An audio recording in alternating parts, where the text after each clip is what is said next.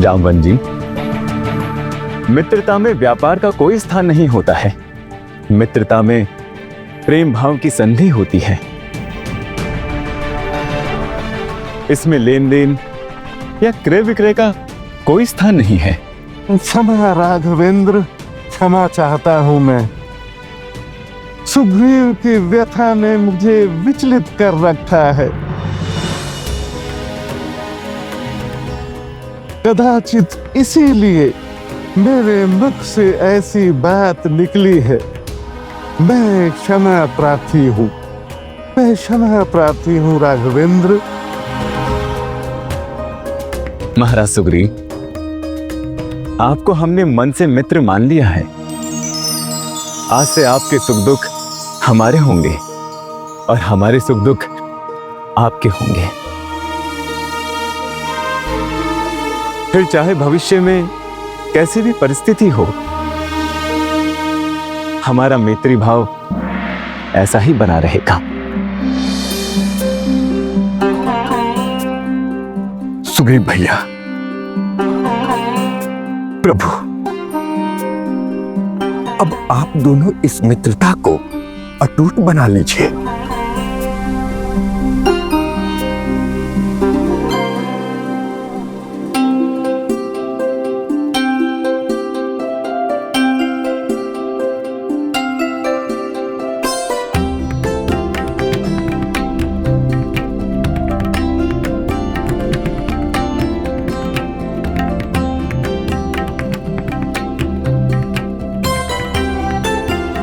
आइए सुग्रीव भैया।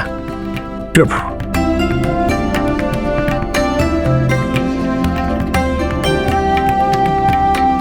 सुग्रीव भैया, प्रभु, इस अग्नि को साक्षी मानकर आप अपनी मित्रता की शपथ लीजिए, जिससे आपको देवताओं का भी आशीर्वाद प्राप्त हो सके।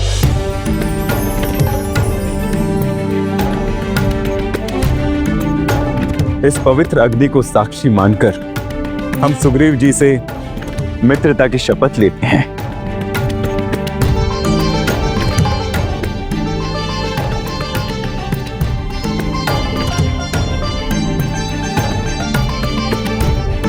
इस पवित्र अग्नि को साक्षी मानकर हम श्री राम से मित्रता की शपथ लेते हैं।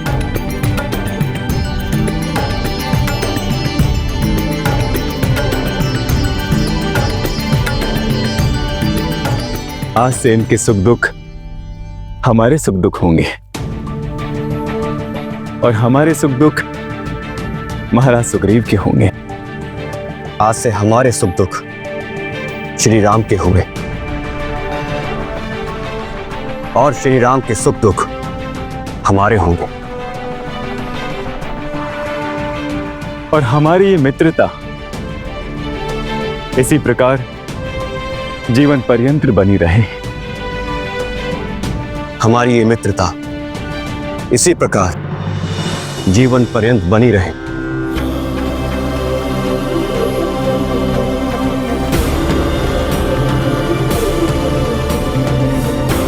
श्री राम।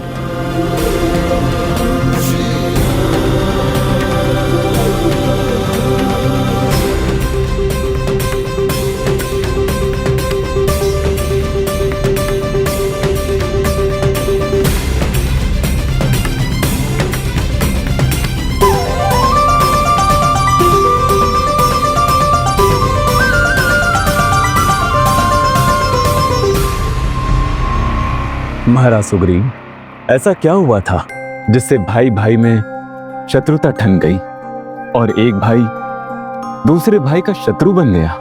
श्री राम, हम दोनों भाइयों में असीम प्रेम था। हम दोनों एक प्राण दो देह जैसे थे।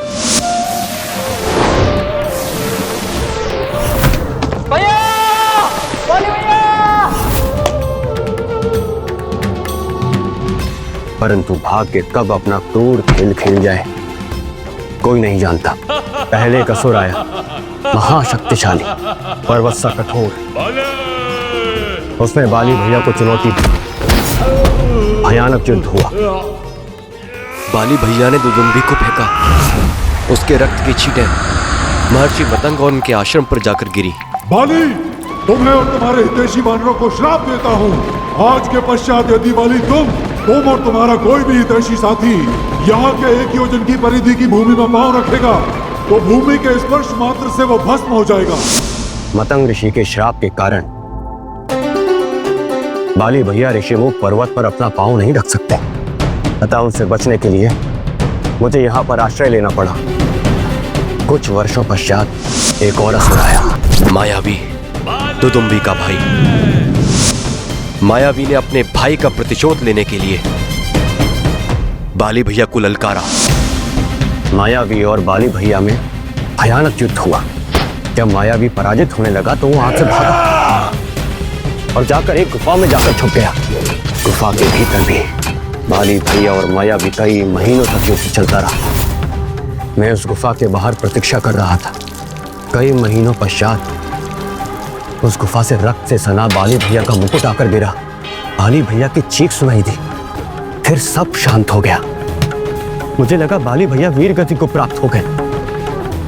कहीं मायावी उस गुफा से बाहर ना आ जाए, इस भय से मैंने बड़ी बड़ी शिलाओं से उस गुफा का द्वार बंद कर दिया और किष्किंधा लौटकर आ गया। वहां से लौटने के बाद सबने मुझे किष्किंधा का राजा बना दिया, किंतु बाली भैया की मृत्यु नहीं हुई थी। 1 माह पश्चात बाली भैया लौटे। उनको लगा कि मैंने विद्रोह करके किष्किंधा का राज हड़प लिया।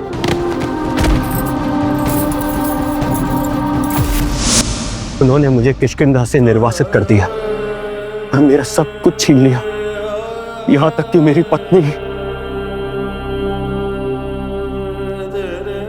रोमा को भी मुझसे छीन लिया।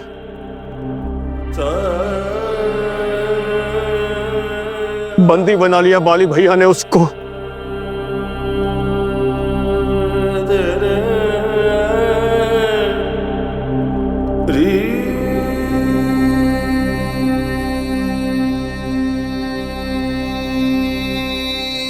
महाराज सुग्रीव, आपकी सच्चाई बाली के क्रोध की शिला के नीचे दबकर रह गई, किंतु बाली ने आपकी भार्या को आपसे छीन करके सर्वथा अनुचित किया है।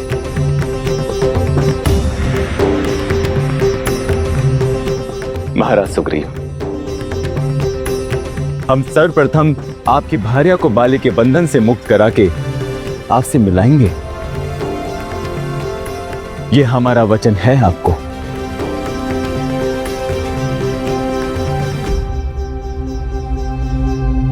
हे महामानव, आपकी मित्रता मेरे लिए ईश्वर का वरदान है।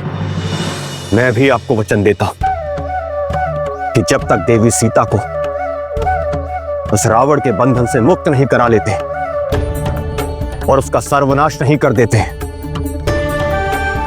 हम विश्राम से नहीं बैठेंगे।